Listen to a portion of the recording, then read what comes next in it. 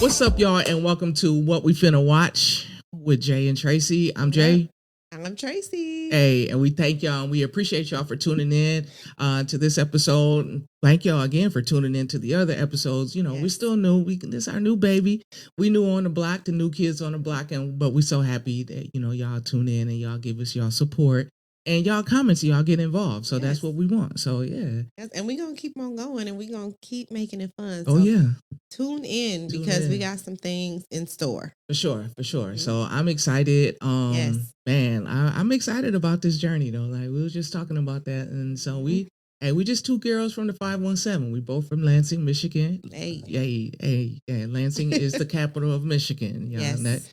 Tell people you from Michigan. Detroit. No, we love Born and Detroit. raised in Lansing, Michigan. Born and raised in the capital. I'm proud of it. Yes. L-Town. Very proud. Yeah. But without further ado, we need to get right on into today's episode. I have been itching. Oh my God. Itching. Scratching. To talk about this because we've spoken since it dropped, but we haven't talked to each other about it because we've been trying to save it, right? We each watched it twice so that we would really know what was going on. So I got my notes. Yes, I have my notes as well. I have my handy dandy notebook on this one.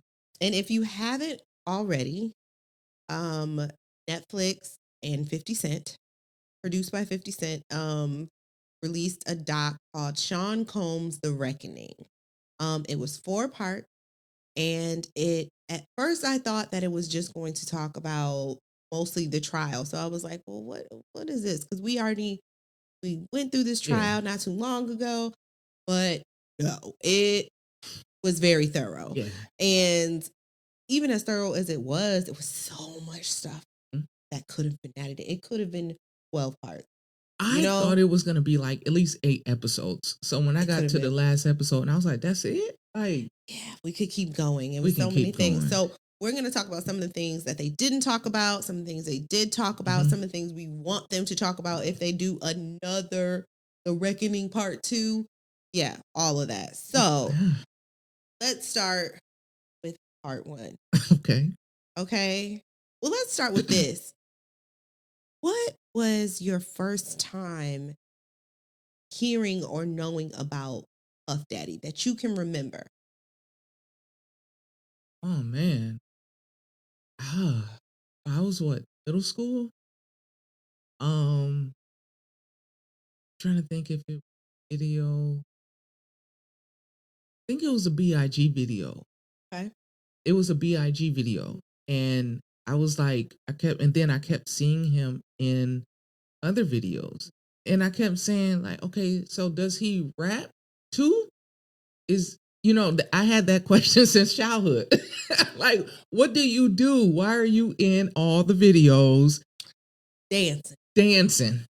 I really had that question. And so I was just like, okay, but that's the first time. And then when I actually first heard him was on another song. I can't even remember the song.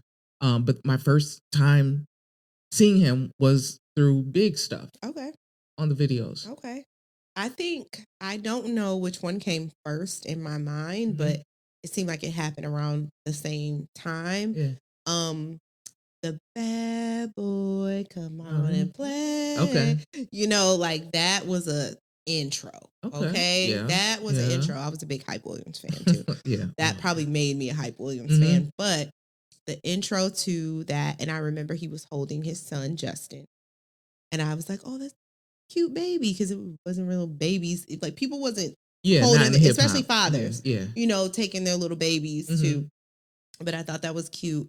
And then I remember the Big Papa video and thinking, he's not attractive. And I mean, I did think that. I was about 10, and I remember him being in the hot tub talking to Justin's mother, Misa.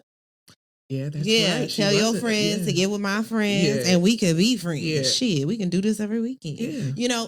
That part, I was like, he's not cute. She's cute, but okay. Yeah. And then so that's my first memory of seeing Puff Daddy, and that was over 30 years ago. So I just wanted to point that out to start because he's been in our lives for a very long time. He has. That's crazy. 30 years. And then we never stop seeing. Never. Never stop seeing. From her. music to clothing to fashion to liquor. Yes. Everything. He's been everywhere. I mean, Yes. I will give it to him. I will say this, you know, certain things you can't take from him. No. He's a businessman. Yeah. He always gonna try to make money. Now, do he pay people? No. But he gonna make his money. So he found a way to always be in our faces. Yeah. This whole thing. I mean, 30 years. nobody's all bad. It's like nobody's all Right. all good. Yeah, fact. You know, unless you Jesus Christ. Right. Himself, you know? You think he So, is? and some people thought he was bad for what he was doing. So I will say that this won't be, in my opinion, it won't be a super Diddy bash fest. Yeah. Yeah, he is a despicable human being sometimes, but excuse me, guys. I'm getting over cold. He did have some redeeming qualities. Not many, but some. And I believe that there were motives behind a lot of the things he did. But that just goes to show that some people around him, they have experienced a different person.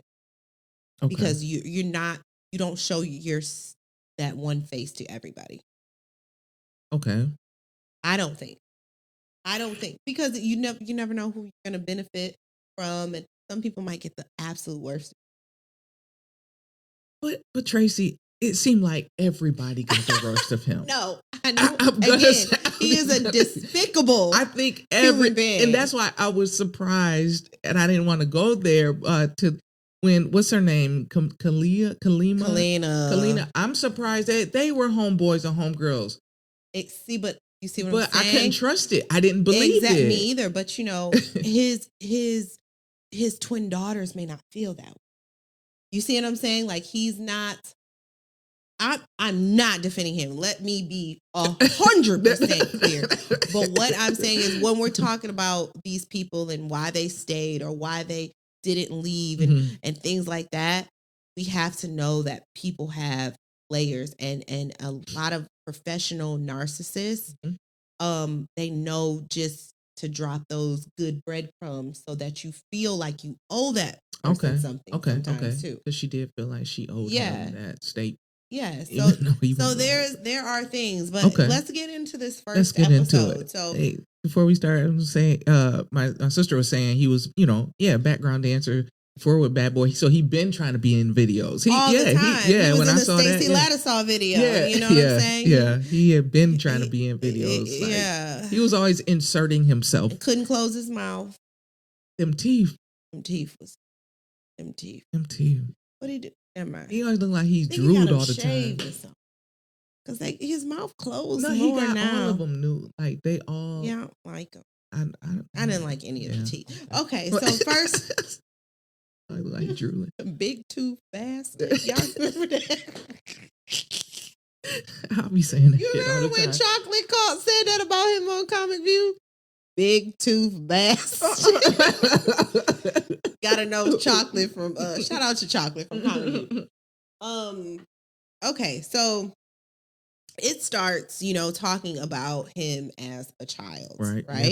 Yeah, start there. And his upbringing. I would love to deep dive into Janice Combs, because she is a villain, baby. Okay, she should have been slapped. Let me tell you what I know allegedly. Okay, I know a madam when I see one. That lady. Okay.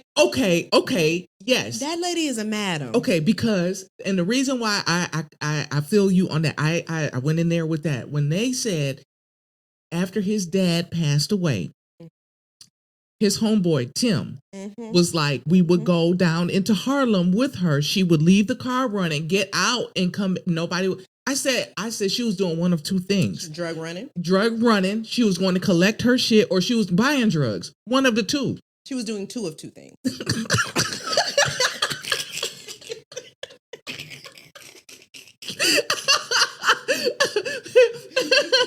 She was.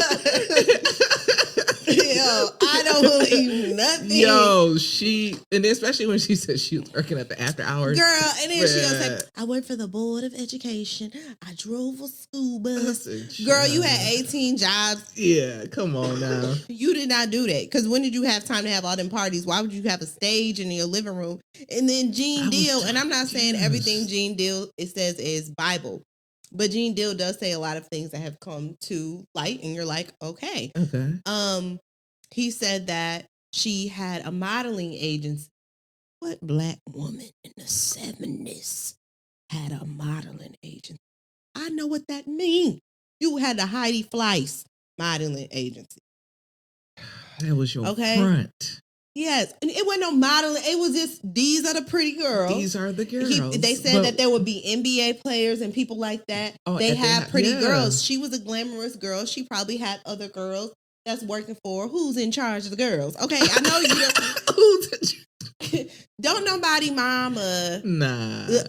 Y'all, the first time I saw that lady when I was when I was young, I thought that was Little Kim's mom first. Yeah, because for real, they look alike. Which makes me think that he was dressing his artist to emulate his mother. That Ghetto Fabulous. That's where Ghetto Fabulous came from. You make a lot of. Oh, I know, because I've thought about it. You make a lot of sense. Like the correlation. Janice Combs was, and then you have to realize too, I always heard when I was younger, I didn't hear that his father was a kingpin that worked with Frank Lucas. When I was younger, I didn't start hearing that narrative until after American Gangster came out and we all knew who was. Okay. Now, mind you, Frank Lucas had been featured in other, I think Hoodlum. They talked about Bumpy Johnson. Yeah. And so Frank Lucas was, part of. Mm-hmm. So it wasn't like he was a hidden figure. Right. Why all of a sudden he's highlighted? He's with this. Before I heard that his father was him. That's what I heard. And either you, Janice, were his bottom B, or you were the man, or she was his bottom B and took over after he passed. Because that's what I was saying. I was like, she took over the business. See, I didn't think about it from that aspect. I thought about it from the drug aspect, because back then, especially if you watch American Gangster Trap Queens, you will learn a lot of them back then were running drugs just like the dudes. Of course. Nothing was held back. So that's where my mind went. I didn't even think about, like she was running women and she was a single mother. You're working all these odd jobs and your children go to private Catholic school in New York. And you buy a house. Yeah. In Mount, you save up to buy a house in Mount Vernon. Mm-hmm. She had money. Yeah. That money was coming from somewhere.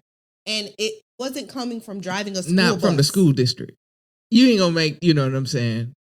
You know what I'm saying? You also said good observation. Yes, yeah, you ain't gonna pee on me and say it's raining. Right. Okay, yeah. I know so that explains a lot, like you said. Because I always just go to the drug part, because I don't know why I'm so fascinated with drug world. But that's why I was just like, so she was having these parties, especially in the 70s.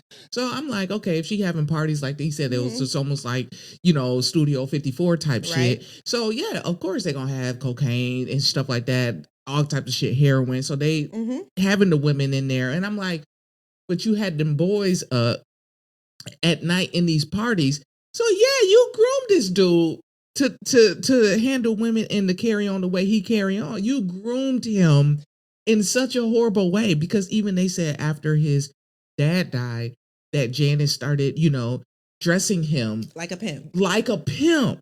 Pretty much. Why he need a floor length chinchilla on? Yeah, for real. And that was in the paper. And y'all thinking like, that's notoriety. No, like you are grooming. And you're not from Detroit. Sorry. Detroit kids can wear fur coats. Yes. And it's not odd. For sure.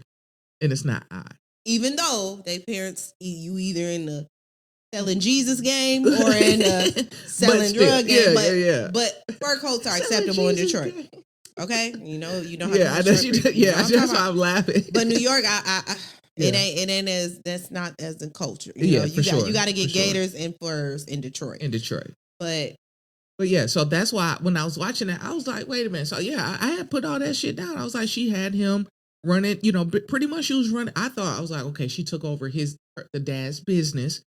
when he died, because of course, if you already living at a certain status, you like you said, you're not gonna go and so you're not gonna go, and make that type of same type of money from a school bus, driving a school bus and working for the cerebral palsy people. You're not. When she said that, I was like, Girl, that's like working for American Cancer Society answer phone. and I had that job. You I know you you did. No, but all my friends did. I did. I used to right there. Doing the same shit. No, we was telemarketing. We was calling them up. Exactly. But yeah, but you didn't make that kind of money to where At you, all. you know what I'm saying, to where you always drove a Cadillac. Tim said she always had a Cadillac because that's all she drove. Look, I know a madam. When I didn't think about the matter. I was thinking of the drugs. And then even the way in which, and we'll come back. I don't want to skip ahead, but even in the way in which he speaks to women, and he fights women, because that was very pimpish. Yes, pimps will kick you, yeah, will drag you. The way that they he beat up Cassie was a very pimpish way. And old girl said that. And remember, his friend said he got beatings. Yeah, Tim said, I believe Tim and Kirk and all of this stuff that they saying.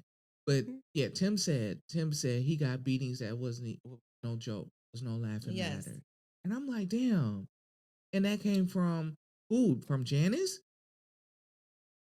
Because he didn't say it was from Janice. Oh, it was okay. It was from Janice. I was, but and then so when I thought about that, he didn't say though, so it could be from. Because when he said it, I guess the timing as when they talked about it, it was after they was talking about his dad's death.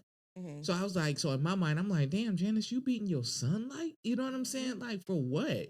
And so eventually, and I think it was Janice, because he said Janice was like something about like, if you don't mess him up type shit. Yeah, she didn't. She was raising a prince. She didn't want a princess. So he had to. So yeah, she was beating on him and shit like that, and that's real messed up. But yeah, so of course now he's gonna have animosity towards the women that he deals with. Mommy issues. Because I know a lot of men like issues. that. You know what I'm saying? You always talk about dudes with girls having daddy issues. Y'all got mommy issues too, because of how your mom dealt with you or handled you. You know what I'm saying? So now that's why, because I'm like, why are you beating on every woman? Why is that a thing in your mind when you meet somebody? You already know when you meet somebody, it's already premeditated in your head that you're going to put your hands on them or abuse them in some kind of way. Like, why even deal with them? But that's already in your mind because of how you were groomed and how you were brought up and the shit that you experienced. Like, but not just women, because he used the pimp mentality to run Bad Boy.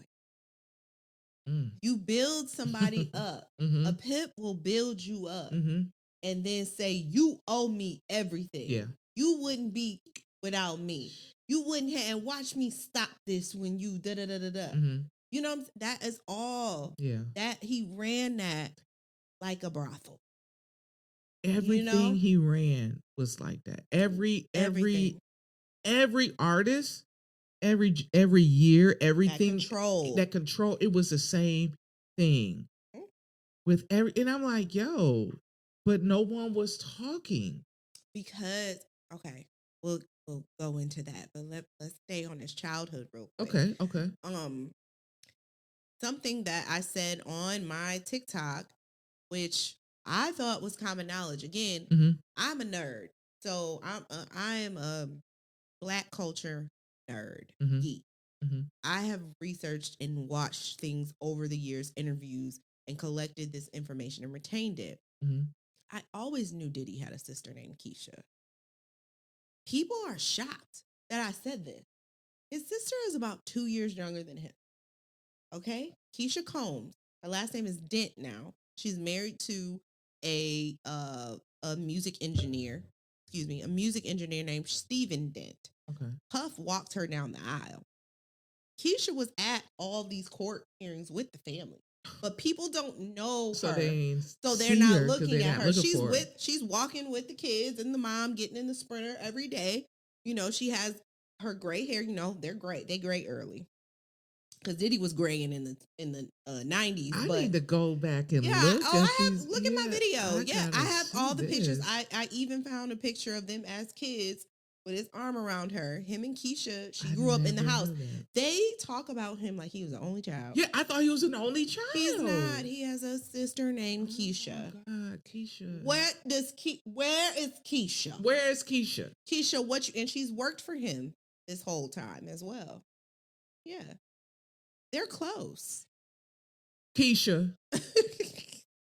Keisha. Now, come to the front, sis. Because you just as bad as everybody else that was there and turning a blind eye to the shit. She might be a prisoner. She what? She might be a prisoner growing up with him as a big brother and her mama. Yeah, you might have been scared to talk. I get it. But damn. Like, you could talk now. What the fuck? Like, I mean, seriously, like, he locked up and shit. Okay, let's not go too far in it. Yeah, but go ahead. But I think that's interesting that he's always portrayed. I thought this dude was an only child. No, I'll show you pictures. I didn't know there was a Keisha. Yeah. So we go to Diddy. He went to private school. He was not a gangster. Right. He was so square, is what they was called. So did he say like a dweeb or something? Yeah. He said that. You dweeb. I mean, he looked like a dweeb, you know, but he wasn't the cool guy. Mm-hmm. He wasn't the handsome guy. No. You know, he probably growing up in Mount Vernon, especially in the late 80s, he's looking at people coming up from Mount Vernon like Heavy D, like Albie Shore, you know, light skin. Yeah. Even, I mean, Heavy D was a big bone dick. Yeah, but with a twisted eye. I think I like Heavy D now. I'm sorry. Rest in peace. But anyway, I see it. Like, I didn't get it when I was a kid. I liked him musically. Yeah. But I was like, why are these girls like him? And I got older. I said, I like Heavy D. Him and Gerald Levert. I said, oh, I get these big boys. I still don't. I get it. Anyway, but he's looking at these people, and you know that's when light skin was in. I feel like he had a little self-esteem. He had a complex. He wanted to be Mr. Steal Your Girl, and he stole girls. He stole. That's one thing he did. He paid for him though. He paid for him. What's up, Blaine? What's up, then, Blaine? But he that's all he did. He was steal girls, and I'm like, yo, why you want somebody else's girl? Like, if you work that hard to get her, you can work hard to get your own. The same reason why he likes voyeurs. Why he like what? Voyeurism. He liked to see his girl. Other people. Yeah. Oh yeah. He likes to share. I think he gets off on that. Yeah, he does. Well, we know he do. We know. But I'm saying, I think that started. You know, I want the baddest. Let me see. He likes a challenge. Yeah. And some people are just egotistical in that way where they're like, I bet you I can get her. Yeah. No, by any means necessary. You know? Just only to treat her like trash. He could have left all them women alone. He could have, but he didn't. God. You know, he could have, but he didn't. And Carisha was on her way. Because he was grooming the hell out of Carisha. I forgot about Carisha. I didn't. We'll get into that as well. Okay. But so Puff goes to college. Puff goes to Howard. He drops out after a year. Right.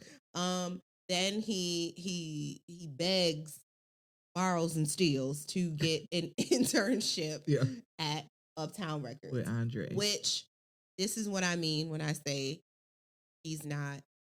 Even though he's a despicable human being, he has some redeeming qualities. His work ethic when he got to Uptown, you know, gave us people that have been imprinted in our culture. Absolutely. Jodeci and Mary J. Blige. I mean, it was a culture shift when they hit the music scene. Yeah. And I cannot take that away from him. Yeah. I'll give you that. I'll give you that. But what I will take away from him is he's not a producer or a writer. Okay. And I wish people would stop putting him in those categories. Because he doesn't do boop, boop, boop, boop. He doesn't. He might be I think he's he has a good ear. Yeah. I think he cultivates an energy. Mm-hmm. And he can make somebody feel like they're the shit so that they produce the best. So that's a gift. That is a gift. That's a gift. And it's crazy because a lot of people don't realize that. That's a gift. And honestly, a gift that I've realized I actually possess, but I'm not like Diddy. You know what I'm saying? Diddy. Wait a minute. J Diddy. No, not at all. No, I treat my women right. Okay. You hear me? I don't put my Period. hands on them. Like Okay. not gonna do that. So, but no, so it's just like, yeah, so he had that gift for that. He was not a producer. He was not a lyricist. He was not, you know what I'm saying? But he didn't know how to, because he had this egotistical thing where it had to be all about him. He didn't know how to let that be, hey, I need to curate that and step back and let this person shine and then get my credit on the back end. He needed to be the one to say, hey, I did it. I'm in this. I don't rap. I don't produce. I don't do nothing. I don't touch none of these buttons on these soundboards in this studio. All I do is hype everybody up. Like, I just don't understand like how but again, I do understand because he was, again, egotistical and it had to be about him because they talked about that from early on when he used to promote parties, but make the parties about him. Yeah. Like, Daddy's come on. house, daddy. Yeah, that, like, come on, boy. I think like the Wizard of Oz. You know, the Wizard of Oz is smoke and mirrors. Yes. The wizard has no power. No power. No power. But people assume because everybody says, have you seen the wizard? Have you seen the wizard? Hold on, Trace. My friend said he could have been a pastor. He could have been. He could have been. Yeah. Oh, baby. Child, especially in Detroit. Oh. He could have been a pastor. You right, Billy. Yes. Look. He pastors and pimps. Real close. I mean, they real close friends. Close. They really are. Right. Shout out to Jesus. It's Sunday. But what I'm saying is he is smoke and mirrors. Mm-hmm. So, like, especially, remember when they were trying to figure out to do a versus between him and JD? And JD was like, Puff play the songs that you wrote or produced. Okay? Because it was Stevie J. It was the hitman making his music. It wasn't Puff. I didn't know Puff JD does not produce. That. Yeah, Puff don't JD produce. writes, produce. Yeah. He plays the piano. Yeah, he does that shit for real. Yes. Puff never does. I didn't know he said that. Yeah, he was like, you got to play the songs you actually produce. You know, and so I was watching an old because sometimes I go back and watch Making the Band. I'm so obsessed with Making the Band. I love Making the Band. It's a comfort show for me. But I was watching it one day, and he got the little doom doom. You know when you're at the sound booth, yeah. And he over there hitting the buttons like it's an instrument, and I'm like, I think I but saw that. In the studio, he like boom boom boom, yeah. And I'm like, I know exactly. And I look back at it, and I said, he's not doing anything. Let me tell you, I remember exactly seeing that. I saw that back then because this is what came to mind when I saw that. That's so funny you talk about that. That is so crazy. This is what came to mind. Back then, I was like, why they don't do that at the church on the soundboard while we playing the music? They do that nowhere. They do that nowhere. That's why I was like, what we doing wrong? Like, but a producer would never hike up the. They don't do that. You don't do that. They don't do that. You're not doing. And the person's in the booth. They're painting it like the person's in the booth. Yeah. And he's doing. You're not. I would have loved to hear that playback. We're gonna play that clip. We're gonna roll that clip in this thing because it is embarrassing to me watching it now. I'm like, I would love to hear that playback. Like, yo, let's hear it. The volume, everything probably was. Yeah, he just had to. Hey, film me do this real quick, Playboy. Yeah, he whacked. Come on now. I know. I remember. I was like, why they don't do that? We must be, man. They don't know what they doing. They not working hard. They not working hard. Okay. Like you doing that we playing live music. Why y'all not doing that? But it's just that he didn't know. But I learned eventually that he was not a producer. Once I started learning more of the music again, when I came to learn about Puff, I was a teenager, so I wasn't as knowledgeable. Yeah. But as I got older and started learning producers, executive producer, and co-writer and writer, I was like, he don't do nothing. No, he puts his name on stuff. He puts his name on this shit. He don't do nothing. No, he took the that dude. He took the Caucasian way of stuff. They'll just sometimes executives will just put their name on something Yeah. that they had nothing to do with. Now, you might have put it together. You may have said, hey, you do it like this, do it like that. Yeah. Push it a little harder, Yeah. which is a skill, okay, to vocally produce and everything. Yeah. But he has no voice. So it's like, yeah. I know producers, okay? I know real producers, and Right. he was never that. No. I know producers, and so I know the job of a producer. Puff didn't do none of that. Mm-mm. That's crazy. He was just really a curator of vibes and Of energy. vibes. And that's, hey, own that. Hey, I'm a curator of vibes and energy, okay? And I take good pride So in is that. Ecstasy. Huh? Ecstasy is a curator of vibes. So and I'm energy. like, so think of me But I'm like saying, Ecstasy, like- but without having to take it, huh? I Well, like true. that. But that's what I'm saying. All that stuff is like, Yeah. it is what it is. Yeah. But, why don't we know all the hitmen's name? Only reason why we know Stevie J's name is because he acted his ass off and acted a fool on Love and Hip Hop. Okay, see, I don't watch Love It. I couldn't get into it. I'm not a reality show Only thing I watch is Real Housewives of Atlanta. That's it. Okay, I'm a junkie. I've I've been a junkie of reality TV since the real Okay, world. no, But I just yeah, so that's another story. Okay. So in my notes I say, what are they not saying about Andre Harrell? Can I talk about it? Yes, let's Okay. talk about All right. Andre All Harrell. right. Okay, so Okay. So what? Okay, there are multiple things that I kind of picked up on that. All right, so what they're not saying about Andre Harrell, I think is obvious. He was gay. Andre Harrell, and I mean, and it's okay. I'm gonna say we in 2026. God dang, we at the end. We can say that now, And we know that it wasn't okay then. and it wasn't okay then. So that's why I'm saying we're in 2026. We can talk about it, but back then in that industry, you could not be. No. You could not be in that. And the reason why I'm glad we're talking about this is because it ties into your boy Diddy as to why he couldn't come out as even fluid. I can't even say Diddy is very fluid. He's fluid, okay? But we're gonna the come wind back. blows. Yeah, so whatever he feels, that's what he's gonna do. So everybody be like, pause, no Diddy. No, he's just fluid.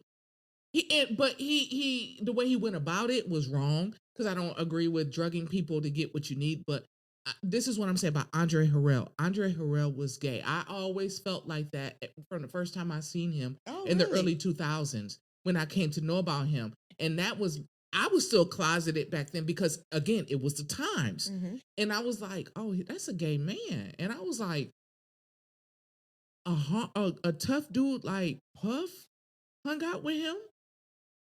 Now, I didn't say even then. Let me tell you how I know that. Okay, that's too deep for y'all. Okay, I'm not even gonna go into where my mind was about to go. I'm about to say, go deep, girl. No. This is how I know that, like, because as a child, I knew that people were gay. Okay, me too. We call it the gaydar. Yeah.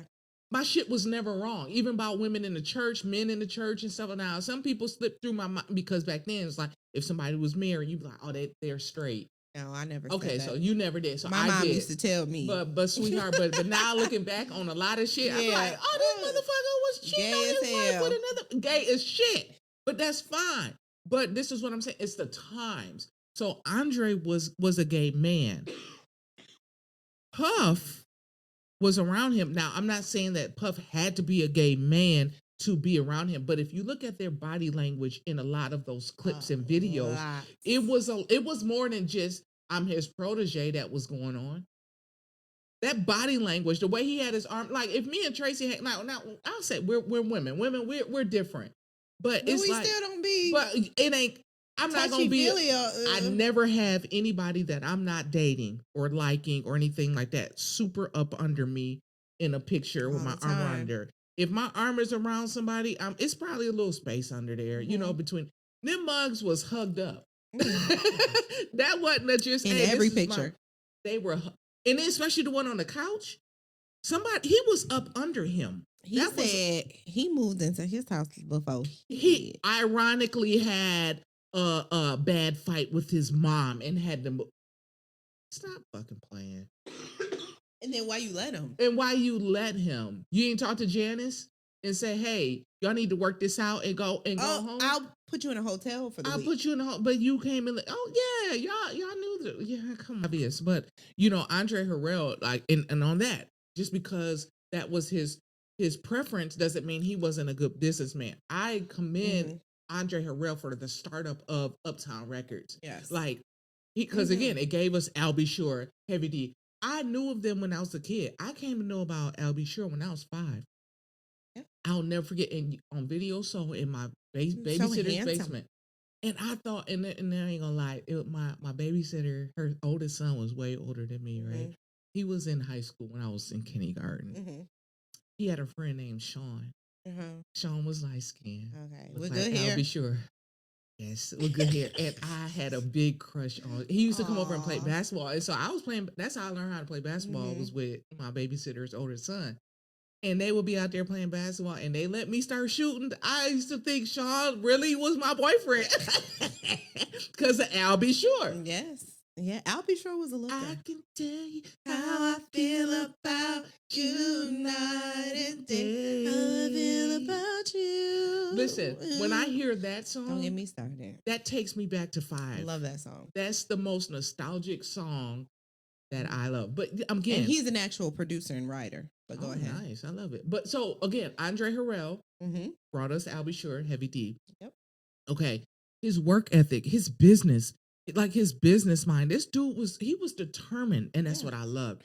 He was determined. He was cool. He was simple. He took care of his business, and then he mentored Puff and everything like that. But yeah, they were lovers. I'll say it. They were don't lovers. Disagree. I picked up what they were trying to put down, and I am a fan of Uptown Records. So For Real was on Uptown. Oh, we had so many good. Heavy D is So For Real. Heavy D is So For Real. I was just playing that yesterday. Yo. But I loved Uptown Records and Andre Harrell and what he's done, but it's like I felt that too, that it was something more. And let's be honest, queer folk, very artistic people, very into music, very into acting, art, things like that. Yeah, so if you really peel back the layers, it's a lot of queer people. Okay, from all spectrums. That's why I say queer. So it's not a surprise that Andre, and this is my theory too, because he went from Andre. Now I don't know what their relationship was, right?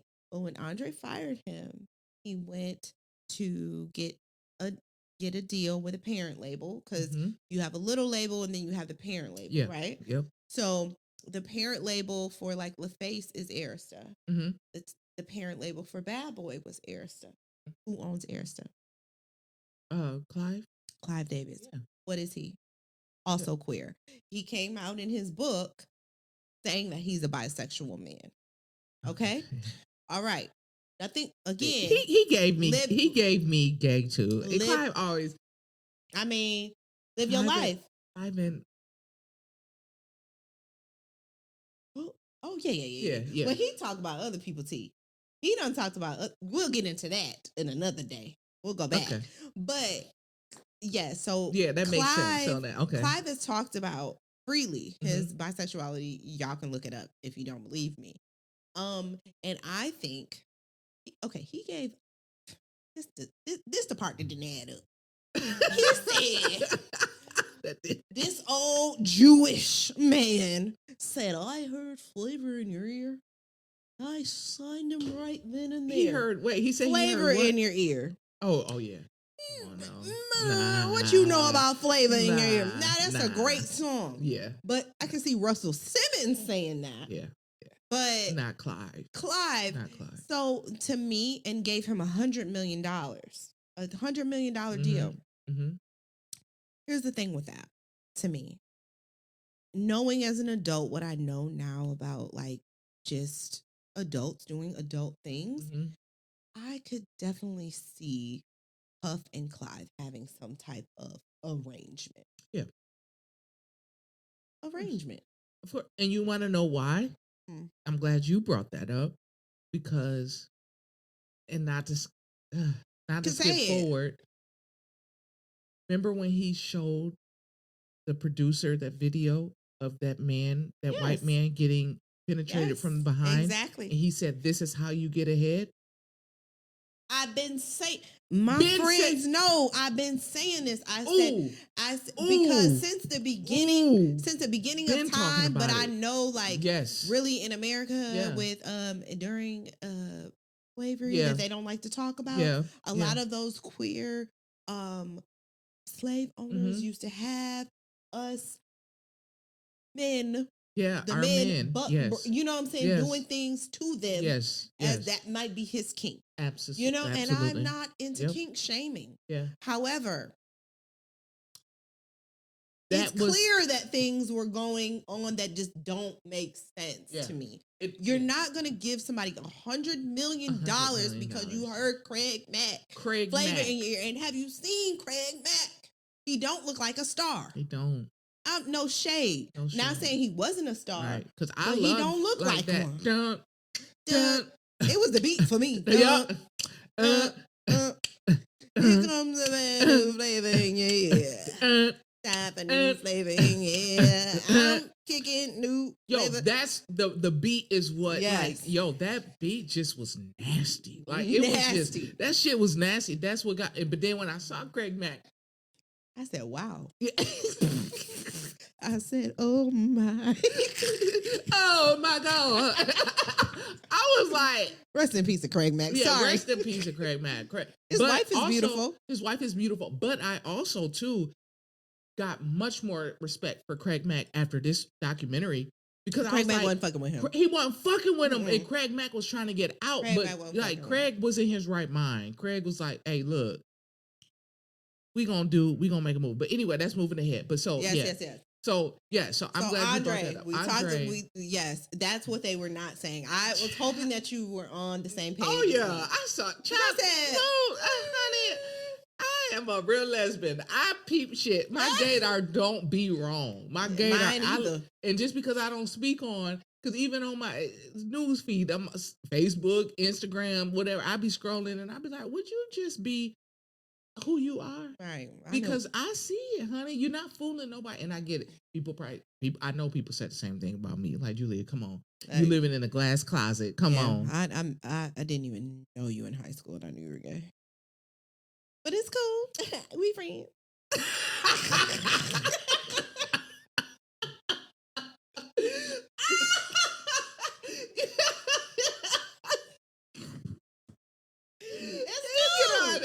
You ain't surprised. Yeah, I know I didn't surprise no one. All my best friends. It's so funny. My best friend Trina, big ups to Trina Anderson. She was like, I mean, I kind of thought, but you never said nothing. But did you like any of our friends? I was like, did you? I would never tell. Okay, that's it was fair. one. I ain't gonna lie, it was one. Uh-oh. That's fair. But not my friends. Girls, I ain't gonna lie. girls. Yeah, I like girls. But look, none of my friends. I didn't like none of my friends. Yeah, like your girl. I didn't like friends. them. But but I like their some friends. of their friends. Yeah.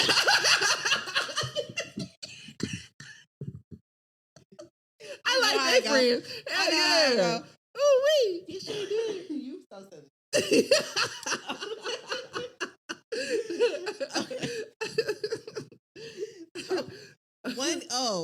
Let's talk about real quick. Okay. Because they talked about it thoroughly in the doc, but the City College thing and how that made him famous.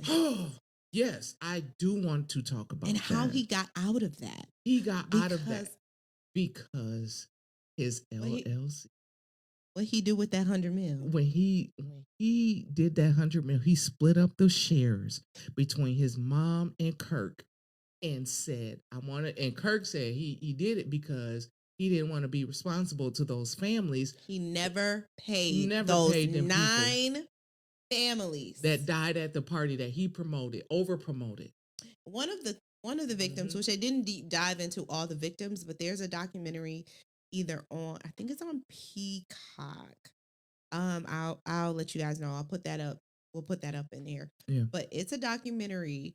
Watch that one too, where they deep dive into the victims and they I saw talk that. to the victims. You saw Yeah, it? I saw it. And that one girl was his friend. Yep. Got the ticket from Puff. Mhm.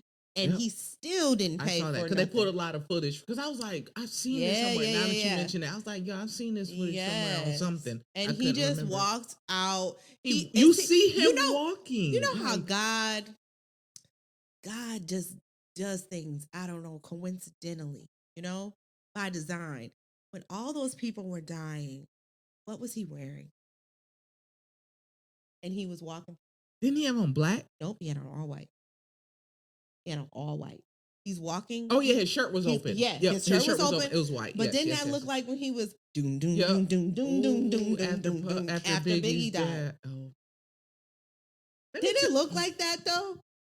After one tragedy to another, he has on the same uniform that to look like it's angelic.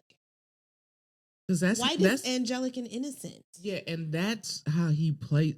That's how he views himself. Like I said, I don't. You keep bringing stuff up there. I'm like, I don't want to jump to the end or fast forward, but yeah, that's because that's how he views himself. He views himself as the Son of God. As God, he said that many times. If I had to take a shot for every time he compared himself to God or Jesus, or I'd be lit. It was a lot. Yeah, he did. I didn't. Yeah, I don't think people realize it. And then some people I'll see, you know, because I feel like, unfortunately, guys don't hate me for this, but men are bigger groupies than women. I do feel like with women, you might be a groupie, but it's transactional. Yeah. You're not that stupid. You're trying to get with this man to get something back. Yeah. A lot of men will hang with men with power just to be around them. Just to be around them. Because they think that it's some of their sauce is going to rub off on them. No, never. So it's so many guys that are just groupies and complacent. Yeah.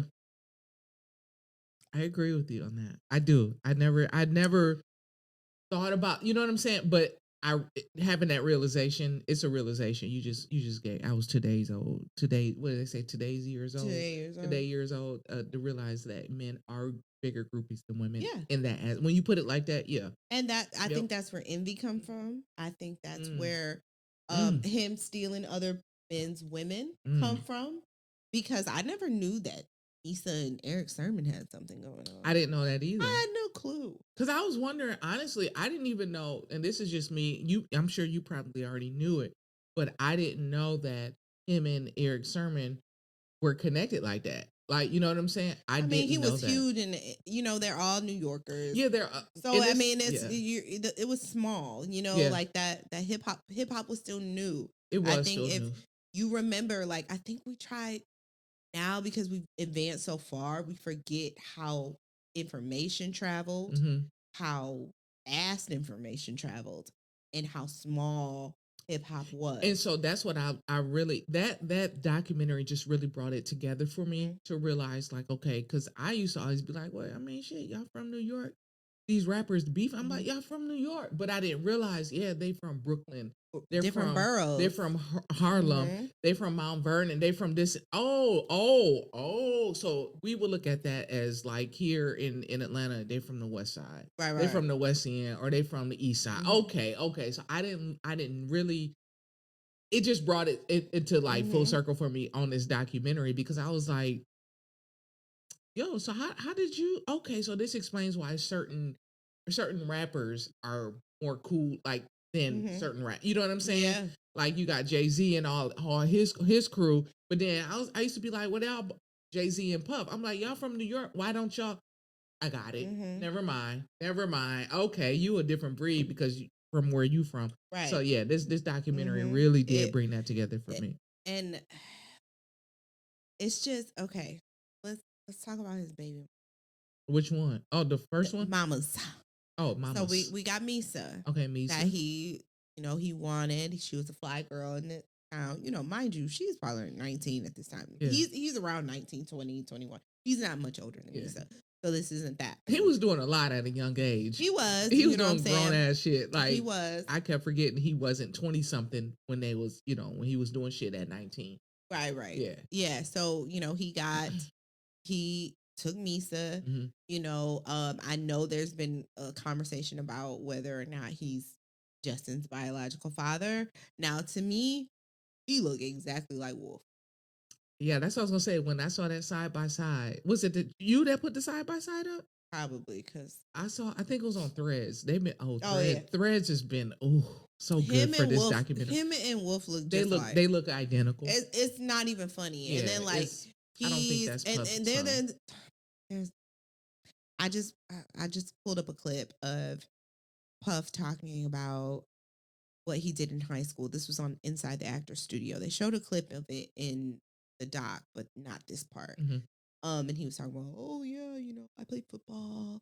I had dreams to the NFL. I was a running back and cornerback. Blah blah blah blah. Right? And I said, because I definitely remember Bill Bellamy talking about when they all auditioned for Any Given Sunday, and they actually all the actors had to go to a college campus and try out athletically too, right? Yeah, I remember. And he that. was saying that everybody laughed at Puff because Puff could not throw the football. He couldn't do all this stuff. Like he was just bad, and they was like, "Yeah, time to go. It's a wrap for you." And then Jamie Foxx got it. Jamie Foxx actually played football. Yeah, you can say whatever you want, especially back in the day when you couldn't Google stuff. You couldn't verify some shit. Yeah, I'm saying all that to say, who is his athletic child? Which one? Who is out of his bio children? Who is the athletic one? Play football. Justin played? Oh, I didn't know. Justin played football in college. His dad played football? What did you just hear me say? Oh, Wolf? No, the real Wolf, dad. Well, yeah, Wolf was a big bodyguard. A lot of big bodyguards play football. Okay. Because I know Puff didn't play. I'm sorry. Puff didn't play no dad. He went to an all boys private school. Can I say something? Of course.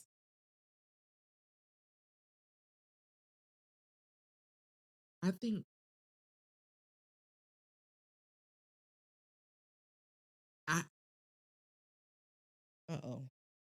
Just say it, girl. I don't want to get us canceled. No, it's not. It shouldn't get us canceled because I'm not saying this in a disrespectful or anything way. I think Puff actually. Okay, I'll say this. Okay, because we went to the same school. Say it. What? Oh no. Puff probably would have had them classes in the annex. What? And the reason why I say this, you would have made them cookies. If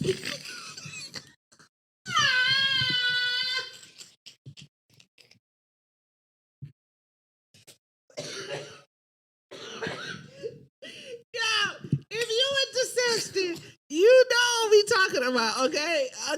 Them cookies was fire. No, them cookies. I don't even like cookies. Oh, we know. They had a whole annex smelling great. Okay, they did. God, they used to be baking their ass off in there. Yo, we didn't hate that. Them Otis spun my. Go ahead. Okay, the reason why I say this, and I don't want to. I'm not trying to be disrespectful in any kind of way. I say this. I don't think he was just a lame ass dude. Okay. I think he was a little not mentally slow, because we know he wasn't. I think he might have had a little. Here's what I think. A little disability to him, a little bit on him, a little bit like a little. This is a disability to me because I'll tell you, I don't think it was many black kids at that school, private Catholic school, right? In his pictures, it's only like him and another black guy. You know how some of the people was that went to the other school. They couldn't quite couldn't quite fit into. They couldn't last a day at Sexton. You see what I'm saying? I know what you're talking. Okay, Do you I get feel what you're me? saying. Yeah, I get So what you're saying. you got a cousin that go to your church, right? Yeah. But his family lives in DeWitt. They go to Waverly or something like Waverly is more black than that. I would say I'm talking about back then. Back then, no. But I'm saying like he was like DeWitt to me. He was like Okemos. You know? So he's around black people, but not niggas. I got it. I get it. And so at his school, maybe he is the cool thing. But when he gets around other black people, I got what you're saying. We can clock it. Yes, I got what you're saying. I'm saying? Yeah. Certain environments you can't be clocked. Yeah. But then when you get around, we just know. We like, So they went to they went to East Lansing. They ain't go to Sexton. Yeah. Okay. All right. I got what you mean. Yeah, but I think, like I said. And then and I'm only saying I know he couldn't have played football because I saw some of the videos of how he walked. And then he had the nerve to tell little what's his name, the producer, Lil Rod, I even like your little limp. I said, wait a minute, who is this message coming from? Because you got one low key, sir. That foot go out and that knee go in a little bit. He tried to convince people he could dance. That man just be over there just bopping around. Yeah, he lame, bro. So I didn't know. Yeah. I was like, I don't know if he's just a lame ass dude, or if he's just kind of slow. He's the epitome of should I never gave you niggas no money. Never.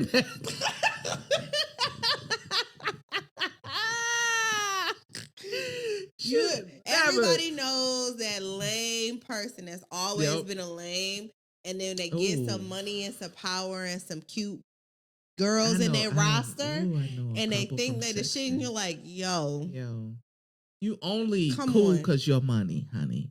Yeah. Other than that, you a lame ass. Yeah, exactly. You a lame. What they say, man? You a lame ass. You a lame ass. Because either you lame or it's something you're kind of born with. I feel like it's either there or it's not, and I feel like everything he does is performative. Mm-hmm. And if you are that dude, you don't have to play to be that dude. You don't have to. You know, like okay, let's take Jay-Z for instance. Okay. Let's take Jay-Z. Jay-Z was not the handsomest guy, right? Mm-hmm. Even though I look back and I'm like, you know what? I see it, Beyonce. But because I like medium ugly people. Okay. Shout out to anybody. Shout out to anybody I used to date. Yes. I'm sorry. If I just thought you see. But I do like a little mediums. You can't be cute. You can't be too cute because then you be thinking you're cuter than me. I don't like that. I need you to be cute because I need us to be able to step out both looking. You can look good and be medium ugly. No, I don't want no part of ugly in you. No, you can definitely. No. A man can get away with being medium ugly. Okay, see, I date women. Medium ugly men. You can't. Medium ugly man is. You see a lot of beautiful women with men that you're like, and it's a lot. It makes sense to. Like Shamar Moore, too fine. I'm fighting everybody that look at you. You going to the bathroom? We're going to the bathroom. Like, I'm not doing that. But Jay-Z, okay. So anyway. You good to go by yourself all day. And I know ain't nobody fucking with you. That's fucked up, Tracy. No, Okay, I take that back. I don't know. Nobody checking for you. But I don't know. It's just something when they just know you look better than them. That they treat you a little better than if some dudes is too cute and you're like, no. I've had my experiences. Anyways, so I need you to be fine. That's okay. Anyway, so Jay-Z has swag. Yeah. Okay, he invented the word swag. He did, swagger. And I don't think Jay-Z he never had to be performative. An intention. That wasn't his never intention. had to be performative. He didn't give a damn if y'all was calling him Joe the Camel. He didn't give a damn if y'all was calling him ugly. He was still gonna put that shit on. Yeah. And just walk. Niggas start wearing button downs with jeans because of Jay-Z. The throwbacks, the button downs. That's what I'm saying. Like, you know what I'm saying? The long button downs. So he didn't have to be too much. Even Biggie. I'm not attracted to Biggie at all. That's past medium. That's past medium to me. Okay. But I draw the line. But Biggie had that natural aura where you see girls really falling in love with him. Not only was he was charming, He was he was charming. funny. Mhm. He was it's same thing with Jay-Z. They say Jay-Z's funny and charming, Okay. and funny will get you really far. It does. It gets you really does. far. It'll change how you look Yeah. to people. Mhm. So I don't think he It had that really does. natural Yeah. thing. He had to do extra. Yeah. He didn't, and it wasn't intentional. This is what I think about Puff. Puff always had to overcompensate Oh, because he felt like he knew he was insecure. Nobody else. We didn't see his insecurities until he put them on display by did. overcompensating. Yeah. He overcompensated, so it highlighted his insecurities. Like, Mhm. why you the only one on that's overdoing everything? Everybody else like, yo, chill out. I was just cooling. Why? Because I pay attention to stuff like that even now. Mhm. Like, if we all at a big old party or something, and it's a bunch of people, it's always the people that are doing things for attention that I ignore the most. Yeah. That's what Puff was It's doing. irritating. It's irritating. I'm It's very ignoring you. irritating. I know this is attention that you want my attention just that much, even the more. I'm going to ignore you even the more because this is weird. And that's what Puff was doing. Puff was overcompensating and trying to get the spotlight on, hey, doing this little dance to get on me. You don't get the spotlight on me. Instead of just like I said, I will always say, instead of just chilling back and letting, hey, you like you said, Jay-Z, like you said, invented the word swag just by being himself. Now we look at Diddy and we be like, can't stop, won't stop, always dancing, take that. You know, because he always got to be in the video, dancing in those videos. You know what I'm saying? That's LDE. What's that? Dick energy. Ooh. I'm just saying. It is. But again, that and was again, his and I think insecurity. I think he has ED. I think that's why he was making on them drugs all the time and making Cassie sleep with his other shit people didn't work. because I do. I believe it. Yeah, because it you was checks out. old. Yeah, it checks out. Yeah, it checks out. Like for men after a certain age, you know what I'm saying? I don't care how sexually active you are. If that shit don't work, it's gonna stop working when it want to stop working. Don't work. And I don't think it was that good. It don't look like his sex don't look like it was good. See, I'm feeling good now. I'm talking. I don't think his sex didn't look good. Look, he has been the most vulgar place. We might as well be honest. Okay. That he's LDE all day. Jay-Z gives BDE. He does. Sure does. He just gives it. Does. It's certain people that just give it. Yeah. They don't have to say it. You don't have to do too much. Yeah. You know? That's facts. That's facts. That is He cheated on Beyonce and she stayed and wrote us a whole album, a banger, by the way. And he stayed with her after she wrote an album about his ass. That says a lot about both of them. The kind of energy that they have, right? Puff, everybody left. He ain't been married. Ever. Never been married. That could have settled him down. That could I don't think so. No, I know, but even he wouldn't even do that for his image. You know how some people will do it for their image? Yeah. He wouldn't even do that for his image. Okay. I don't think I'm glad he didn't get married because that woman would have Kim would have been the one if he was going to marry anybody. Kim would have been the one? Yeah, I think Kim would have been the one, but she would have been miserable. She would have been dealt a bad hand. Yeah, Kim's energy, like they said, gave you "fuck you, bitch" type of shit. Like you're not about to handle me like this. So he wouldn't have stayed with her long because she would have fought back. Because she fought back. She did. She fought back. He wouldn't have stayed with them type of men. I'm serious. Those type of men do not stay with women who stand up for themselves and fight back. They're gonna keep going with another woman that they're going to keep being able to do what they want to do with, you know what I'm saying? And she's not going to stand up. And I hate that because that, to me, that's a little pussy ass nigga. I'm being straight up. You a pussy ass nigga for shit like that, putting your hands on women. And I was staying 10 toes down on that shit. I don't care who you are, Puff, a cousin, my friend. I don't care. I tell my homeboys, I don't know no dudes that they ain't told me nothing, but I know they do some fuck shit, but they ain't putting a hand. I'll tell them too. Hey, bro, what you doing? Yeah. You Do you fight dudes like that? No. I'm that friend. They usually don't. They don't, and I know they don't. Mm-hmm. But you know what I'm saying? So that's what I'm saying. Puff, dude, ain't no way. He ain't gonna dudes like that, they not gonna get married. Cause they want to continue that whole process or that whole journey of, hey, I'm gonna get this woman, I'm gonna fuck her life up until she get tired. Until she can't take it no more. Until she can't take it no more. And then she done. And then I'm gonna go charm my way in instantly. I mean, it didn't take long for him to charm none of these women. And I hate that. Hey, Young Miami. You said what? Hey, Young Miami. Keisha. Yeah, no, okay, let's get into this question I have. Okay. Where the fuck is Mary? Oh yeah, I got right here. Okay. You see this list up here? These are the people I need to talk. Where is Total? Where's Faith? Where's Mary? Where's Lil Kim? Where's Usher? And I got another one nobody really thought about. And this is recent. Okay, because I got a list too. Where's and I hate to do this to my good sis. I really hate to do this to my good sis. Where's Jazzy? Ooh. Where's Jazzy? Wait, Jazzy.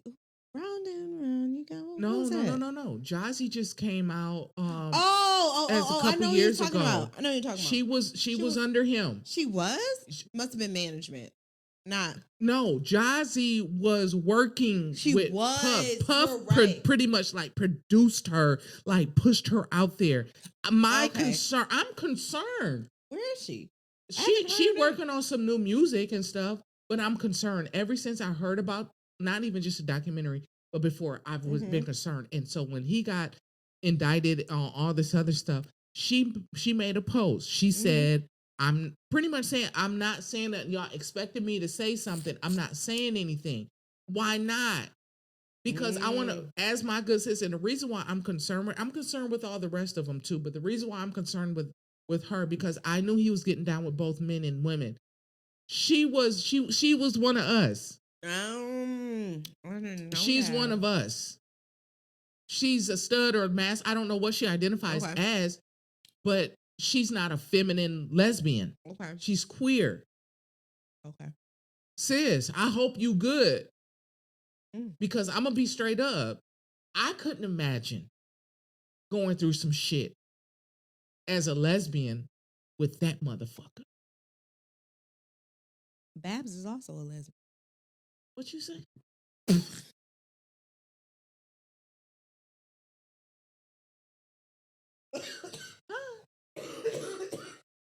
Babs from the band, she's a lesbian. I would have never. She was in the documentary too. Yeah, she was in the documentary. But she is. I think Babbitt. Well, Babs does. She still does the battles, like queen of the. Yeah. I didn't know she's still heavily into hip hop. So the big battles that they have, she's like queen of the ring or something like that. But then I watch. I told you I watch Making the Band sometimes. My comfort show. I'll go back. Yo, Babs had a hat. Remember the trucker hats? That shit said stud on it. I said, duh. Bro, you're going to have to send me a clip of that. I got to see that. I got you. I would have never thought that. But no. She's talked about it now. She does interviews and stuff. I didn't know that. Okay. Yeah. Big ups to, I'm about to say big ups to Stub, but big ups to Babs. But for real, Jazzy, that crossed my mind. And I was just like, I'm gonna have a little bit more compassion towards the people in my community because I know what we go through. Yeah. But I hope and pray because when I saw her music, I don't know if you've ever heard of any of her music. You could tell when she was under Puff, her music was heavily influenced. It gave, and I love it. It gave that energy of the late 90s bad boy energy, but it's just her. I gotta listen. Yeah, her album is what is it song? Something love songs for women, free game for niggas, because she's talking to her woman, but I say the same thing. Like we both love women, so we can teach you how to treat your woman on a little bit different area, on a different side, and that's basically what her album is doing. It's straight R&B. She's dope. I love her. I think she's from Memphis. Okay. Yeah, so she's dope. Like, but so my concern was like, I hope Where are these people? because hearing what happened to Lil what's his name? Rod. I don't know why I was want to call him Lil Rod. Just hearing about what happened to him when he was his producer on the Love album. Yeah. Which I'm really conflicted because I love that album. I didn't play it. And one of my favorite songs came on the other day. You know how Apple Music plays your favorites. I was like, yeah, just play my favorites. My favorite song off that album is with Jasmine Sullivan called "Need Somebody." Okay. I love that song. I mean, let's be clear. Hold on. I'm not muting. No, I'm not muting because technically he didn't write. He didn't produce. He didn't rap like stuff. He rapped. It's different than R. Kelly. It's because different than R. R. Kelly was speaking from experience. Yes. And he's not a writer. No, I'm not saying that he doesn't write. He does it right because he's illiterate. Yeah. So this is stuff coming off his dome. This is recollections and shit. So when I listen to it now, the songs I used to enjoy, I'm like, how old is the girl he talking? Right. So that's why it takes the fun out of the songs. It really does. But when I'm not gonna stop playing 112.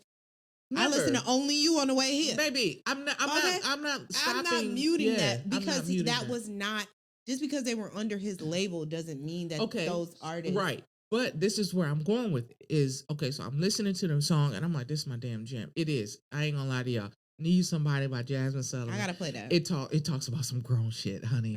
Okay, but at the end of the song, this is where it gets weird for me. Oh. Okay? Because you know that album, that Love album, is just basically everybody. Like Diddy has features on that whole album. It's no song with Diddy. That's why I said it's a good album. Right. Okay. So let me tell y'all what he says at the end of that song that makes it very weird for me. And I see your question on TikTok about Don Richard. I will talk about Don Richard in a minute. Oh yeah. Okay. All right. So he says this at the end of the song. Because the album is called the Love album Off the Grid. Right. And he says him and Keisha used to go off the grid all the time. Go ahead. He did. Because that's when they were dealing with each other. And he said his intention for this album is for you to be able to be locked in for 48 hours. Shut up. Locked in for 48 hours with your person. Listen. So this is what the song says. The end of the song. So the song, okay, this is, I'm gonna give you context. I'm a Gemini. We're a storyteller, okay? Oh, no. So the song Need Somebody is Jasmine said, I love, it's such a sexy, but so wrong. And it's basically saying, hey, I know you got somebody, I got somebody. I'm not gonna ask about what you got at home. You ain't gotta speak on what you got at home. But all I know is I don't want to be alone. So come into my bedroom. I know you want to. Okay. Come into my bedroom. I know we're both dead wrong, but let's just do what we want. Okay, that's the song. But it's so I love it, and it's Jasmine. Okay, so that's the premise of the song. The 48 hours though, it's crazy. Okay, so but he said that's what the whole album was. He wants you to be locked in for 48 hours on. But this is what he says. So now, as I've learned of these allegations and these civil cases, and even watching the documentary, when I heard it, it's crazy. The song came on. I was Wednesday going to get Nova some food. The song came on, and I said, "What the hell?" So this was after I finished watching the documentary. So he says, at the end, he's talking.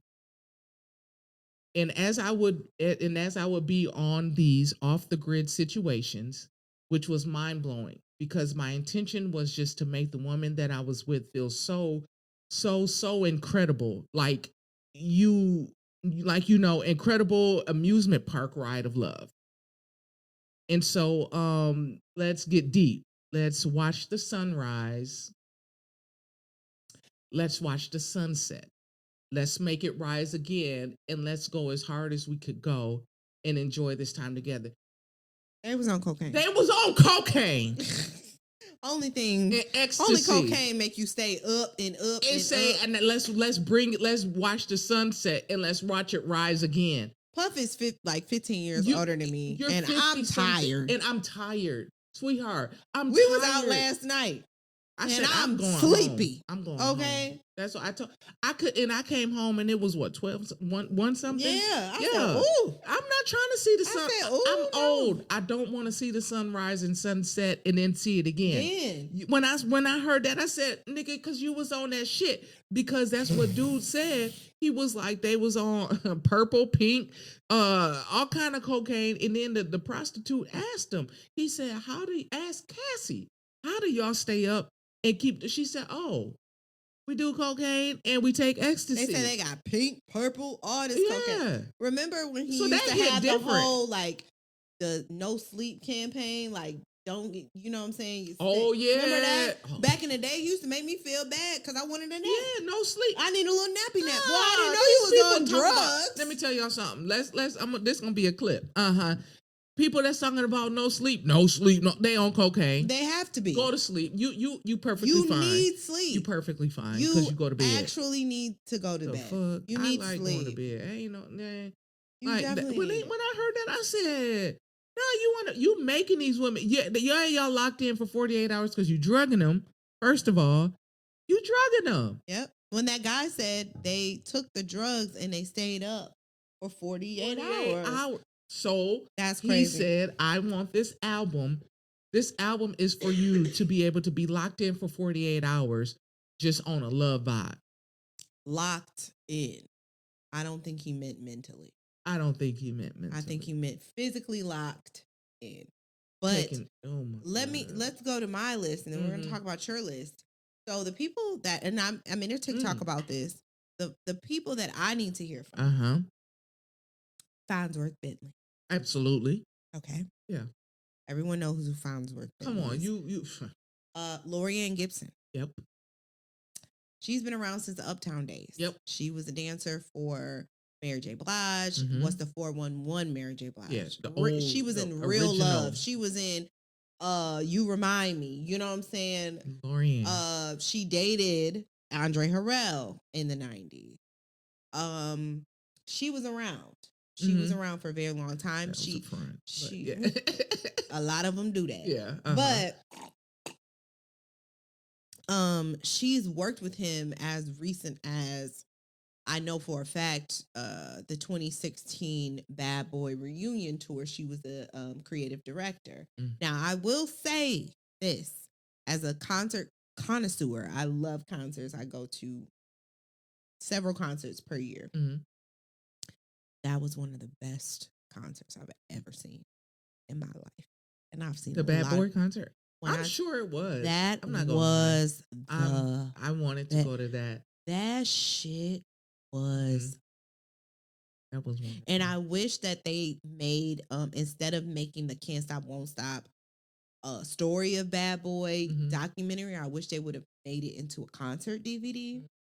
Because when I say that, I don't fault any of those artists who may have had problems with Puff paying them or problems with him personally. Yeah. I don't fault any of them for coming back for that tour because they did it for us. It was for the people. And they knew that what their impact was. And these are to the artists. People. Yeah. You cannot, y'all have to realize that Puff is one of the biggest gatekeepers in hip hop.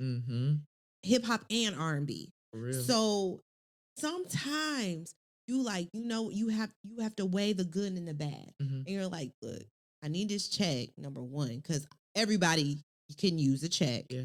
But also I love what I do. I love the music that I made. I'm proud of this music I made and people want to hear me. Right. So it was easy for him to convince a lot of those people to come back. Yeah. And I will give him credit. That shit, or give Lorianne credit.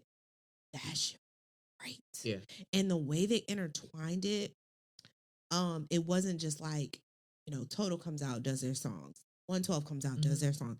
They intertwined I love it. every song. Yeah. They was coming up on pipe. I mean, hearing Summer Rain live, I just about cried.